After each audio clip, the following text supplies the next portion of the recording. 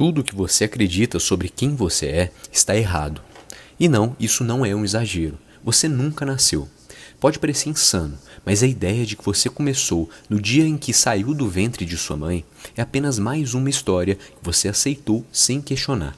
E mais, se você nunca nasceu, como poderia morrer? Não se trata de uma filosofia barata de metáforas poéticas. Essa afirmação carrega implicações tão profundas que, se você entender, sua vida nunca mais será a mesma. A maioria das pessoas passa a vida correndo atrás de algo, de sucesso, aprovação, felicidade, como se elas precisassem preencher um vazio existencial.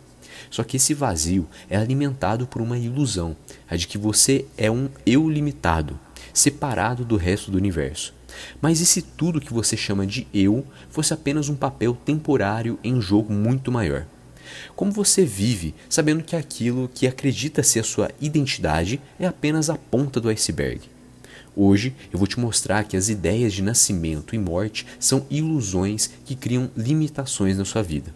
Vamos explorar uma verdade que poucos ousam encarar. Essa não é uma jornada comum, não é sobre respostas fáceis, é sobre abrir os olhos para algo que sempre esteve aqui, esperando por você. A ideia de quem somos é um quebra-cabeça que enganou até as mentes mais brilhantes da humanidade. Acreditamos ser esse eu, composto por pensamentos, memórias e emoções que dançam na nossa cabeça. Mas você já parou para perceber que tudo isso está em uma constante mudança? Então pense nisso. O você de hoje não é o mesmo você de ontem e nem será o mesmo você de amanhã. É como tentar agarrar a água com as suas próprias mãos. O que parece sólido, na verdade, é algo transitório. E é justamente essa crença no eu fixo que nos leva a sofrimentos desnecessários, como se estivéssemos defendendo um castelo de areia contra as ondas. Agora, imagine a seguinte cena. Você está preso em um filme, acreditando ser o protagonista daquele filme, sofrendo por cada plot twist ou por cada momento que acontece. Mas você está esquecendo que é apenas um espectador sentado naquela cadeira assistindo aquele filme. Esse eu, que você defende com unhas e dentes, é uma construção da mente, como um personagem inventado por um autor que é invisível. Mas, e se ao invés de você viver como personagem, você pudesse ser aquele que observa o enredo todo, aquele que assiste esse filme? Esse simples descolamento de perspectiva muda tudo. Para começar, tente se questionar: quem está pensando agora? Apenas essa pergunta já abre portas para descobrir algo muito maior.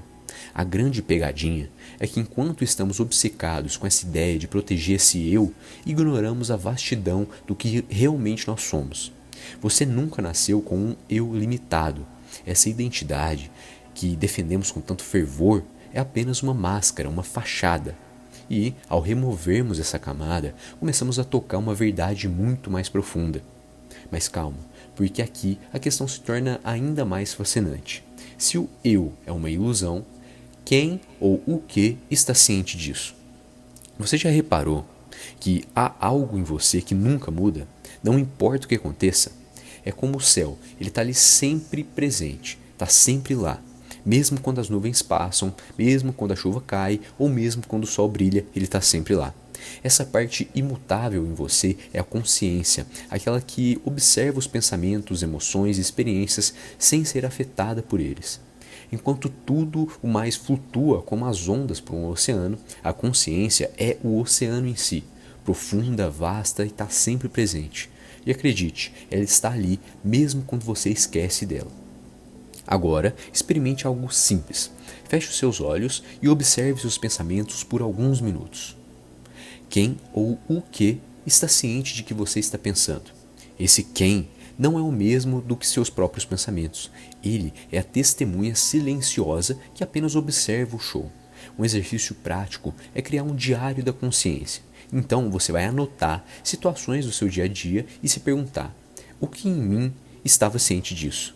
Parece algo trivial, mas é uma maneira poderosa de começar a distinguir entre quem você acredita ser e quem você realmente é.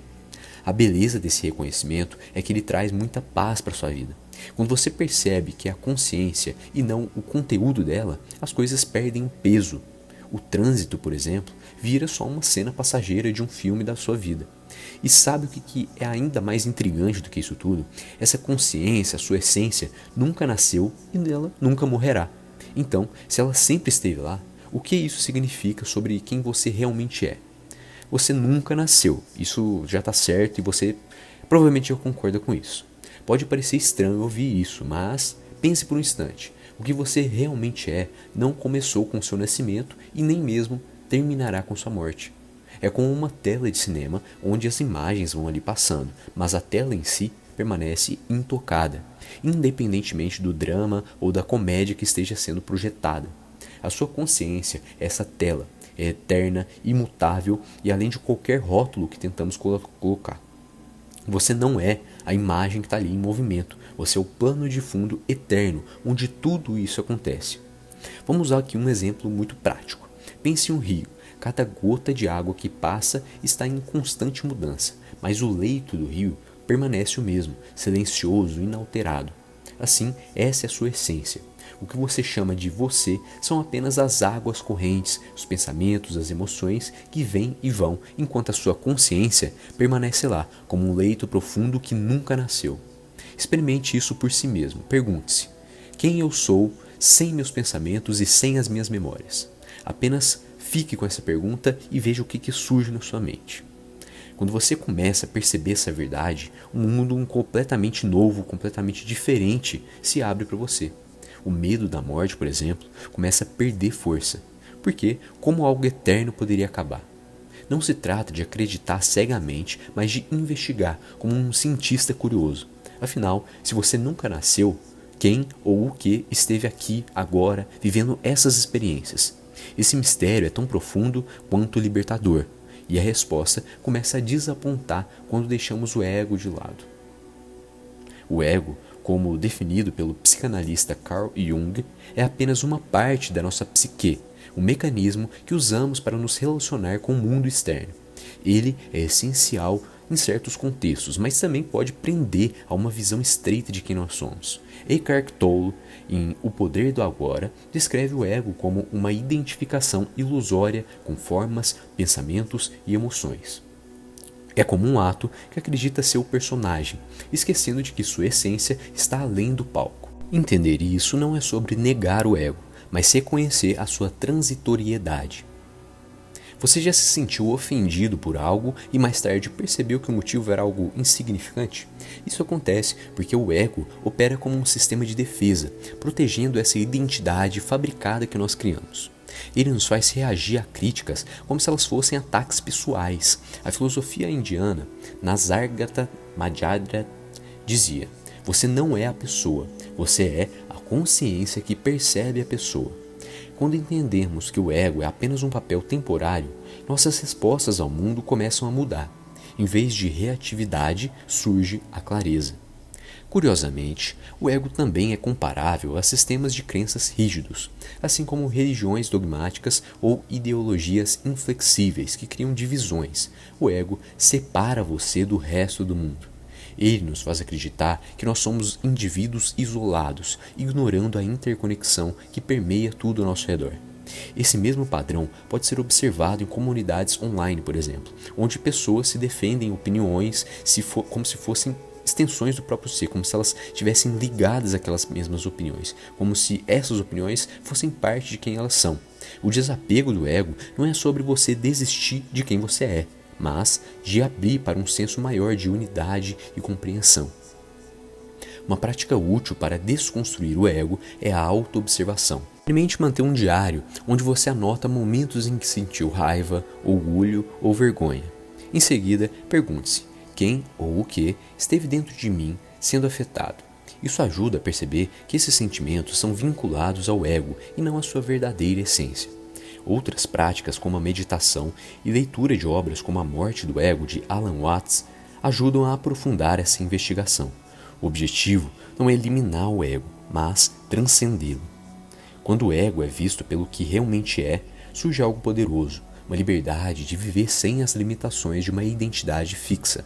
Isso não significa perder a sua individualidade, mas expandi-la. Assim como uma gota d'água não deixa de ser ela mesma ao se fundir com o oceano. Ela continua sendo você, mas conectada com o todo. E aí entra uma questão intrigante. Sem o ego controlando suas escolhas, como seria viver com total autenticidade? É esse caminho que nos leva a entender o que significa realmente o existir. Viver sem a ilusão do eu é como acordar de um sonho no qual você estava preso por durante anos.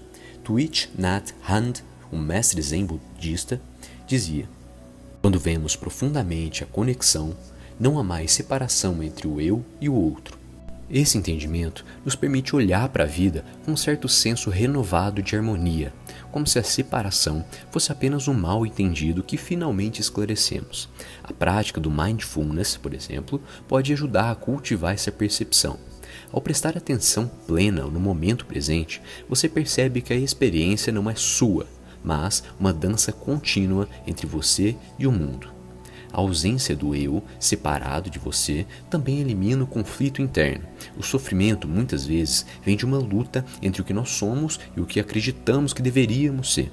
Imagine então carregar uma bagagem cheia de expectativas, mas, ao descobrir que a viagem não exige bagagem, você finalmente deixa tudo para trás. Isso não significa apatia, mas uma liberdade para agir sem se preocupar em atender padrões externos. Aqui, o estoicismo tem uma lição semelhante. Segundo Sêneca, somos frequentemente mais perturbados pela nossa interpretação dos eventos do que pelos próprios eventos em si. Ao deixar de lado o eu, essas interpretações começam a perder força. Além disso, sem o eu para te proteger, nos tornamos mais empáticos. Quando você percebe que não há uma linha clara entre eu e outro, suas ações naturalmente passam a incluir o bem-estar coletivo. O conceito de interdependência central no budismo ilustra isso muito bem. O que acontece com você, acontece também em mim. Em um mundo tão polarizado, aplicar essa visão pode transformar até os conflitos mais intensos. Em vez de reagir com raiva, podemos parar e perguntar: como a minha ação contribui para o todo? Esse estado de unidade também nos conecta à natureza de maneira mais profunda. Muitas tradições espirituais, como a filosofia indígena, sempre enfatizaram a ideia de que somos parte de um todo muito maior. Na prática, isso pode significar algo tão simples quanto plantar uma árvore ou reduzir o consumo de recursos naturais.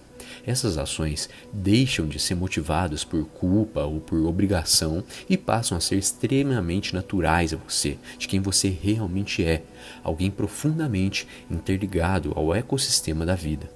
Finalmente, viver sem o eu, separado de você, nos liberta para experimentar a vida como ela realmente é, sem esses filtros que a gente vê no nosso dia a dia. Pense na sensação de assistir a um pôr do sol sem pensar em como ele vai ser capturado pelas redes sociais. É apenas você ali vivendo aquele momento da maneira mais sincera possível.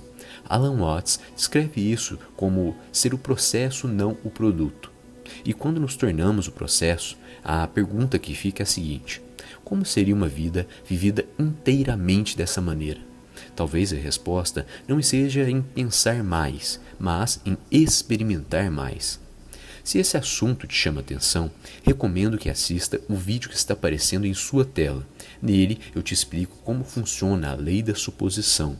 Você com certeza vai precisar saber disso. Te vejo lá.